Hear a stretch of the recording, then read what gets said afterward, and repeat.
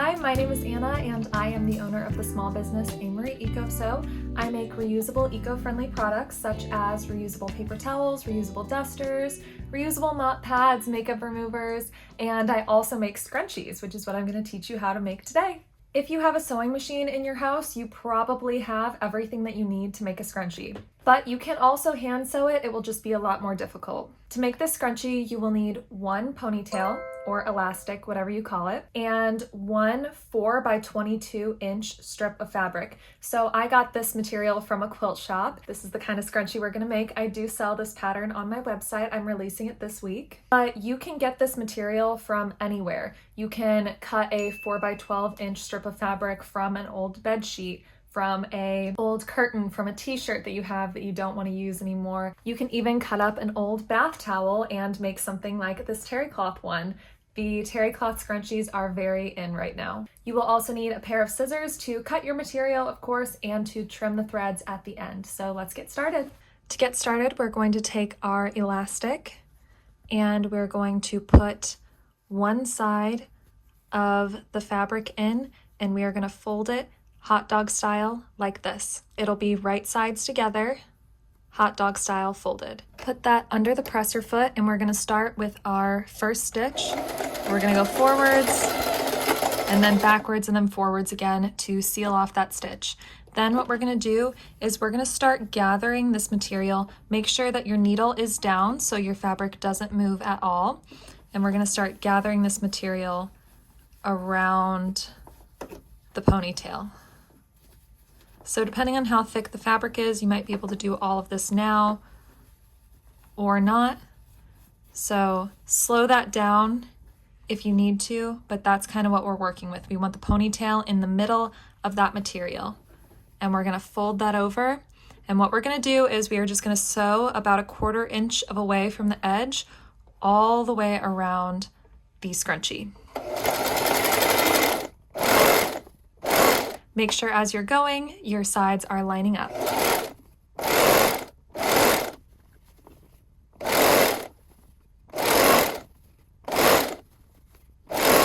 Once we reach the end here, we're going to do the same thing and finish off the stitch.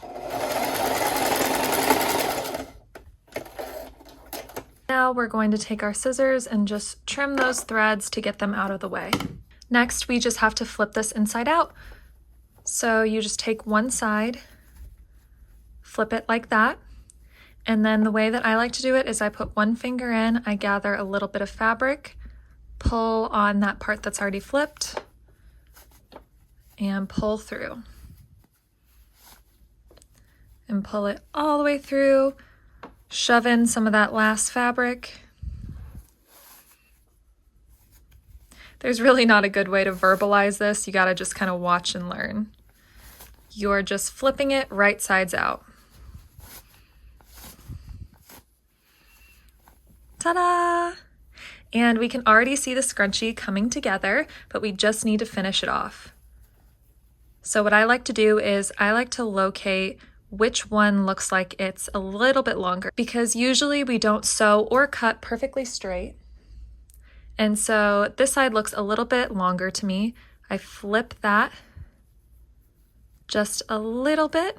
I flip the raw edge inside so you can see. And then I put the other raw edge inside and I try to line those up as perfectly as I can. You want to check both sides, make sure they both look very clean. And then we're going to take it over to the sewing machine and we are just going to sew one line down. I like to keep my stitch length at like 2 on this one so that the stitches are less visible.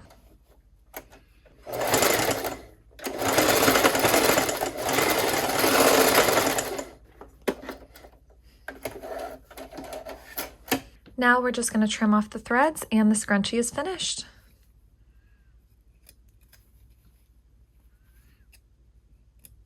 And there you have it. You have made your very own adorable little scrunchie. If you want your scrunchie a little bit bigger and a little bit fluffier, you will need to make the width a little bit wider. So this one was 4 inches.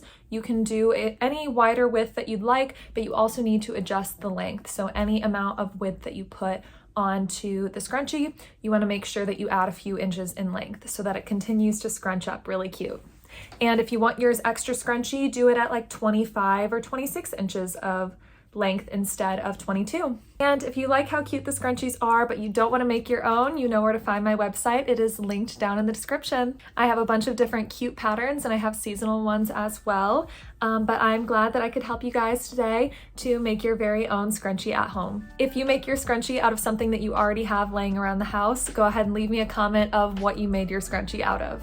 I also have another method of making scrunchies that I use to make ones that have like a bit of a thicker material or just more luxurious ones. So if you want to see that tutorial, let me know, but I do make those with elastic, so like actual stretchy elastic. I have it right back there. So I didn't want to include that today because this is all about things that you already have around your house. So let me know if you want to see that tutorial as well. Thank you so much for watching, and I hope that you learned something today, and I hope that you have a lovely rest of your day. Bye!